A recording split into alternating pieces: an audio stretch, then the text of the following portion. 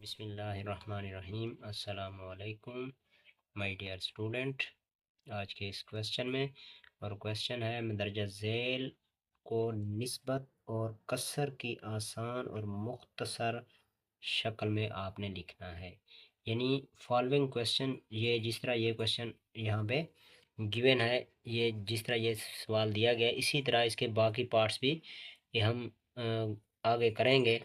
तो इसी तरीके से आपने इस क्वेश्चन को निस्बत की हालत में लिखना है और फिर कसर की आसान और मुख्तसर शक्ल के अंदर भी लिखना है। तो सबसे पहले आप इसका कंसेप्ट समझ लें, फिर हम इसको हल करके आपको दिखाते हैं। तो निस्बत क्या होती है प्यारे बच्चों, ये देखें यहाँ पे जिस तरह मैंने लिखा A/B, इसको कहते हैं निस्बत। यानी आपने इन क्वेश्चन को सबसे पहले क्या करना है, रेशो की फॉर्म के अंदर लिख देना है। रेशो के में लिखने के बाद फिर आपने लिखना है फ्रैक्शन।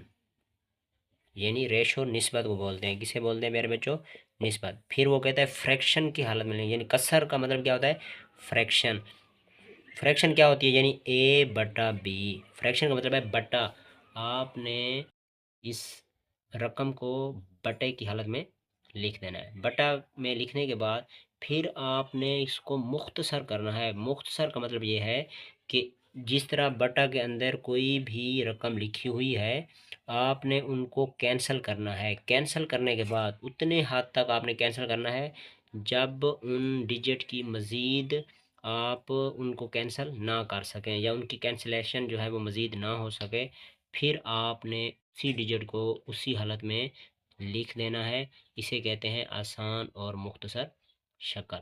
ये चंद चीज़ें थी इस सवाल को करने से पहले जो कि बताना ज़रूरी थी ताकि आप इनको जहन नशीन कर लें। कसर का मतलब होता है ये चीज़ कि आपने उसको बटा में लिख देना है। निस्बत का मतलब है आपने रेशो के अंदर उसको लिखना है। तो सबसे पहले आपने यहाँ पे लिखना है हल।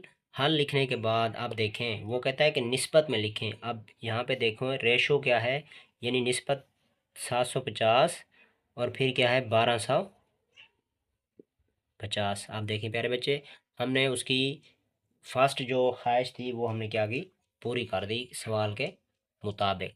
अब देखें दूसरी उसकी शर्त क्या है, वो कहता है कि कसर की हालत में लिखें। जब हम इसको कसर की हालत में लिखेंगे तो फिर इसका आंसर क्या होगा, ये देखें। इक्वल लगाना है आपने। इक्वल लगाने के बाद 750 डिवाइडेड बाय 1250। आप देखें हमने इस क्वेश्चन को कसर की हालत में भी प्यारे बच्चों क्या किया, लिख दिया। लिखने के बाद अब आपको यहाँ पे समझ आएगी जिस तरह मैंने यहाँ पे आपको बताया कि कसर क्या होती है और फिर उसकी मुख्तसर शक्ल किस तरह है। अब यहाँ पे आपको क्लियर हो जाएगा कि मुख्तसर शक्ल जो है वो कौन सी होती है। अब देखें ज़ीरो ज़ीरो से क्या हो जाएगा प्यारे बच्चों, कैंसिल हो जाएगा। अब आपने किसी एक टेबल के ऊपर इन दोनों को क्या कर देना है, डिवाइड कर देना है। अब मैं 5 के टेबल पे 5 1 ज़ार 5, अब 2 कैरी करेगा, 5 5 ज़ार कितना होता है 25। यहाँ पे 15 आ जाएगा। फिर यहाँ पे 5 2 ज़ार 10 बनेगा, 2 कैरी करेगा 25 हो जाएगा।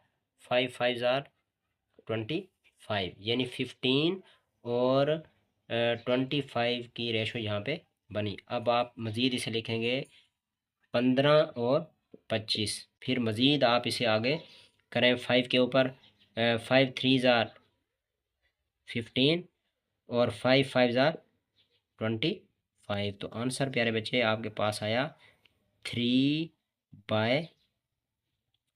अब यहाँ पे देखें कि हमने इनको कैंसिल किया जिस तरह यहाँ पे आपको बताया प्यारे बच्चों कि हमने इस कसर को मज़ीद मुख्तसर करना, ये हमने यहाँ पे मुख्तसर करने की कोशिश की लेकिन फिर ये मुख्तसर हुआ तो हमने इसको मुख्तसर किया। अब यहाँ पे देखें जो आंसर आया है 3/5। अब ये मुख्तसर नहीं हो सकता, यानी मज़ीद आप इसे कैंसिल नहीं कर सकते। जितना कैंसिल हो सकता था उतना हमने क्वेश्चन को प्यारे बच्चों क्या किया, कैंसिल कर दिया। मज़ीद कैंसिल नहीं हो सकता तो ये इसका क्या है आंसर। अब उसने यहाँ पे क्वेश्चन के अंदर जो दो आपसे शराइत पूछी थी उसने यही पूछी थी कि पहले आप इसको किस चीज़ में लिखें, कसर या निस्बत की हालत में लिखें। ये देखें निस्बत के अंदर आपने इसको लिखना। निस्बत में जब आप लिखेंगे तो किस तरह लिखेंगे, 3:5। और फिर उसने कहा कसर की मुख्तसर शक्ल के अंदर लिखना है। ये कसर की क्या हो गई, मुख्तसर शक्ल। प्यारे बच्चों, यही इसका क्या है, आंसर।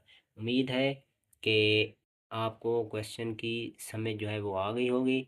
मिलते हैं नेक्स्ट वीडियो में, तब तक के लिए आप हमें दें इजाज़त। अल्लाह हम